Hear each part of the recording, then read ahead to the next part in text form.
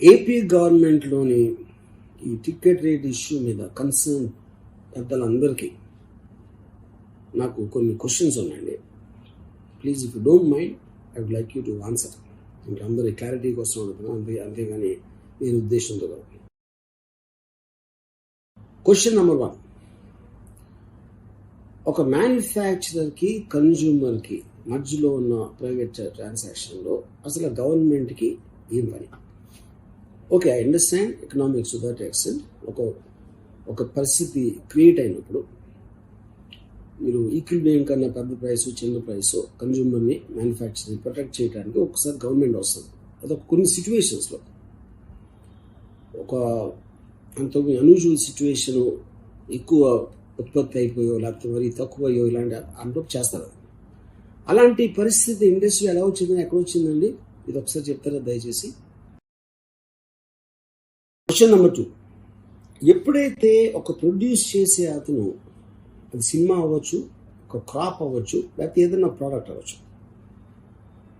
దాని ప్రైస్ని గవర్నమెంట్ తనకు అయిన ఖర్చు కన్సిడర్ చేయకుండా, తన ఇందు ఏ ఉద్దేశంతో తీసాడో అది కన్సిడర్ చేయకుండా, సంబంధం లేకుండా వచ్చి దాన్ని రిస్ట్రిక్ట్ చేసినప్పుడు అతనికి మోటివేషన్ పోతుంది. లేకపోతే అంతే వస్తుంది కాబట్టి అండ్ క్వాలిటీలో కాంప్రమైజ్ అయ్యి మీరు ఎవరైతే ప్రజలకి మీరు సేవ చేయాలని ఉన్నారో వాళ్ళకి తక్కువ క్వాలిటీ ప్రోడక్ట్ వస్తుంది. అది ఏ విధంగా దానికి మీరు జస్టిఫికేషన్ అవుతుంది? క్వశ్చన్ నెంబర్ 3, ఇప్పుడు సినిమా అనేది నిత్యావసర వస్తువు, చాలా అవసరం ఉంటుంది పేదలకు కానీ ప్రజలకు కానీ అని మీరు అనుకున్నప్పుడు, దాని గురించి ఎక్స్ట్రాడినరీగా వాళ్ళకి హెల్ప్ చేయాలని మీకు ఉద్దేశం ఉన్నప్పుడు సినిమాని కూడా సబ్సిడైజ్ చేయొచ్చు కదండి. మీరు మెడికల్ సర్వీసెస్ లేకపోతే ఎడ్యుకేషనల్ సర్వీసెస్, కాలేజీల ఫీజు ఇలా మీరు సబ్సిడైజ్ చేసినట్టు మీరు ప్రొడ్యూసర్కి మీరు ఇచ్చేసి మీ జేబుల్లోంచి తీసుకుని గవర్నమెంట్ పాకెట్లోంచి సబ్సిడైజ్ చేయొచ్చు కదా. ఎందుకంటే డెఫినేషన్ మీరు ఇస్తున్నారు, మేము అంటలా నిత్యావసర వస్తుంది మీరు అంటున్నారు కాబట్టి. క్వశ్చన్ నెంబర్ 4, రేషన్ షాపులు ఫెయిర్ షేర్ ప్రైస్ షాపులు వచ్చినప్పుడు అది కదా చేసేది, ఉత్పత్తిదారు దగ్గర నుంచి కొనుక్కుని ఈ పర్టికులర్ షాప్లో కొన్ని నియమాల మేరకు తక్కువ ప్రైస్లో ఇస్తారు. అప్పుడు మా సినిమాలని మీరే కొనుక్కుని మా కాస్ట్ ప్రైస్కి, మేము అడిగిన ప్రైస్కి మీరు అప్పుడు రేషన్ షాపులో పెట్టి రేషన్ థియేటర్స్ అని కొత్తగా చేసో, మీరు థియేటర్స్ తీసుకుని వాటిని రేషన్ థియేటర్స్ అని చేసో వాటిలో మీ ప్రజలకు సేవ చేయొచ్చు కదండి.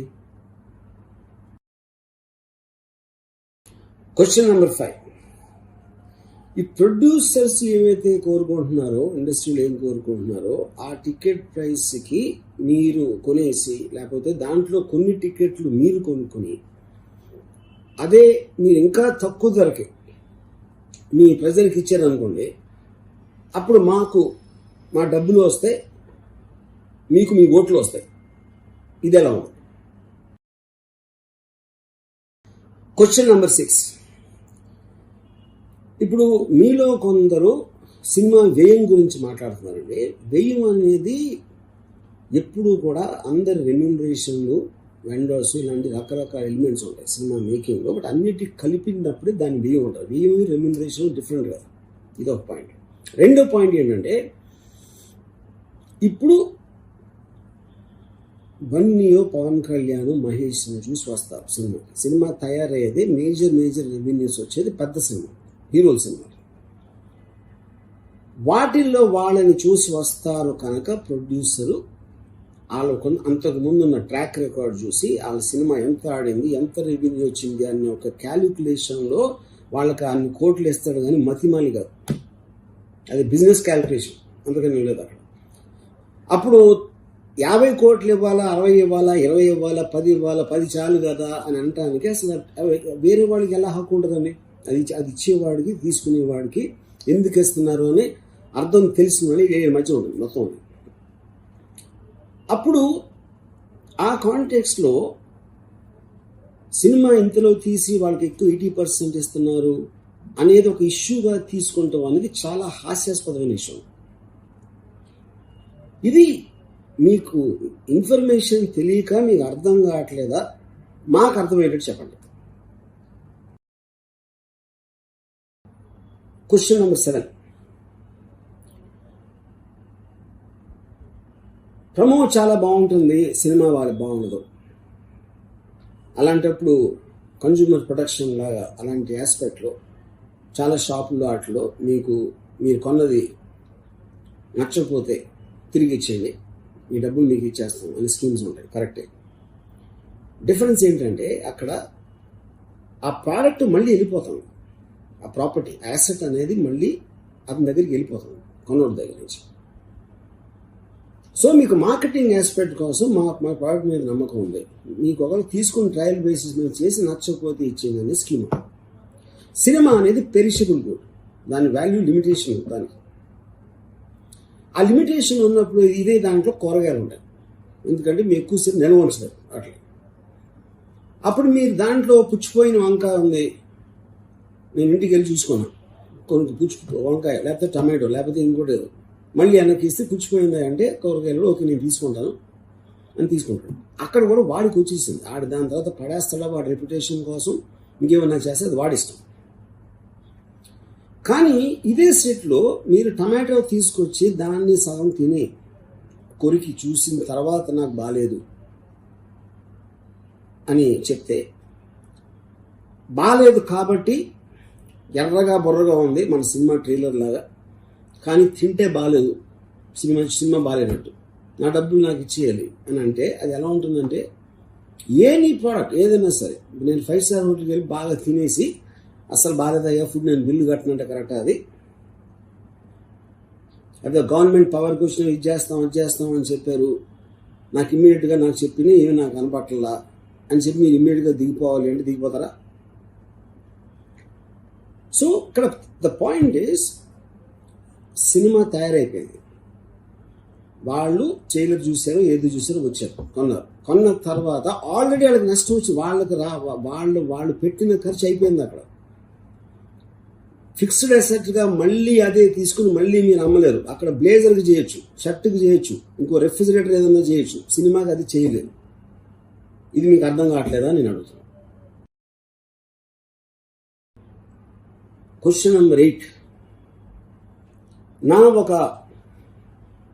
చాలా చిన్న సలహా ఏంటంటే, ఇప్పుడు మీకు యాసెట్స్ DD1 DD2 ఉన్నాయి పీపుల్కి రీచ్ కోసం. అప్పుడు మీరు మీ వాళ్ళని పెట్టి మీరే సలహాలు చెప్పి ఎక్స్ట్రాడినరీ సినిమాలు, బాబుల్ లాంటి సినిమాలో లేకపోతే ఎవరో తీసిన ఇంకో సినిమా, పెద్ద మంచి హీరోలు, అల్లు అర్జున్, మహేష్ బాబు లఫ్ట్ లాగా కనిపిస్తారు వాళ్ళ ముందు, అలాంటి వాళ్ళని పెట్టి మీరు వినోదం పంచచ్చు కదా మొత్తం ప్రజానీకానికి చాలా తక్కువ రేట్లో.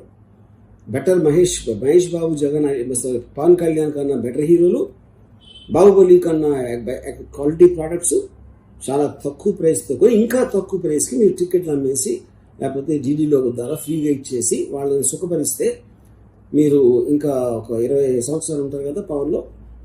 ఇది ఒక క్వశ్చన్ నెంబర్ 9. ఇప్పుడు చాలా ఖర్చు పెద్ద సినిమా చిన్న సినిమా అనేది మీరు మాట్లాడుతున్నారు, దాని రెండింటికి డిఫరెన్స్ ఏంటంటే చిన్న సినిమాకి 20-30 మంది పనిచేయచ్చు, పెద్ద సినిమాకి 1000 మంది పనిచేయచ్చు.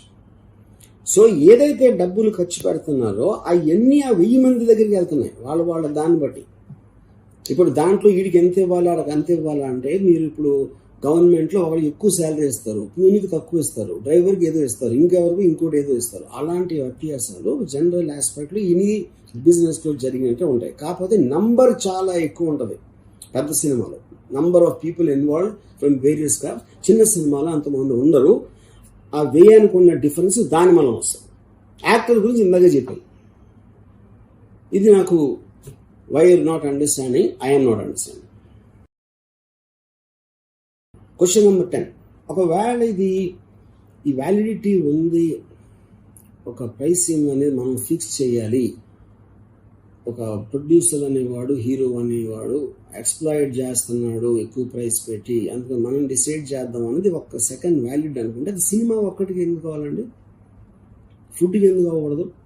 చిన్న హోటల్లో ఇడ్లీ 5 రూపాయలు ఉండొచ్చు, ఇంకొంచెం పెద్ద హోటల్ 50 ఉండొచ్చు, 5 స్టార్ హోటల్ 500 1000 ఉండొచ్చు. అప్పుడు ఆ 1000 రూపాయల దాంట్లో కూడా మీరు 5 రూపాయలకి అమ్మాలి, ఎందుకంటే పేదోడికి అందుబాటులో ఉండాలి అంటే అది వ్యాలిడ్ కానప్పుడు ఇది ఎట్లా వ్యాలిడ్ అవుతుంది?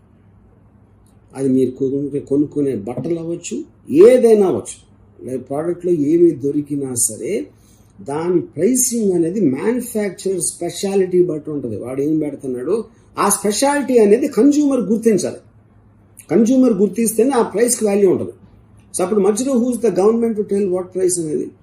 వాళ్ళు అమ్మిన దానికి మాకెంత ట్యాక్స్ వస్తుంది లా ప్రకారం అనేది ఒక్కటి తప్పిస్తే there is no chance of government coming inside.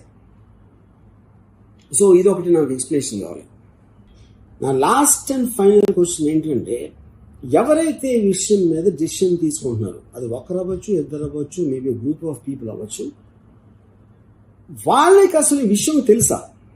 Cinema industry ఎలా వర్క్ అవుతుంది, దాని ఏంటి, వ్యయం అంటే ఏంటి, ఎందుకు హీరోలకు డబ్బులు ఇస్తారు, ఎందుకు ఏమవుతుంది అనే డీటెయిల్స్ వాళ్ళకి తెలుసా? ఎవరన్నా వాళ్ళని తప్పుదోవ పట్టిస్తున్నారా, లేకపోతే వేరే ఇంకేం ఉద్దేశం ఉండటానికి ఛాన్స్ ఉంది?